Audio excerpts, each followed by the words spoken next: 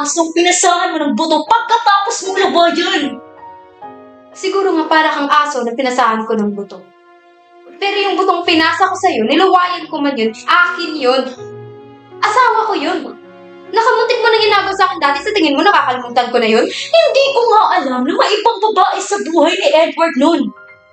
At nung nalaman ko, nanggulo ba ako? Hindi ba nanahimik naman ako? Eh di sana pinanindigan mo na. Dahil ina ako dyan! Kung sa bagay, bakit ko naman aasahan na maiintindihan mo?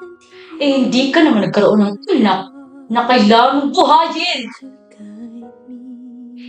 Hindi mo alam kung anong sinasabi mo. Hindi mo alam kung anong pinagdaanan ko. Nanghiram ka ng asawa. Pinahiram kita. Sabi mo isang gabi lang ngayon gusto mo nang angkinin? Sino ka? Diyos ka ba para kontrolin ang buhay ng anak mo? Kung mabubuhay ang anak mo, mabubuhay. Kung mamamatay siya, mamamatay. Tanggapin mo!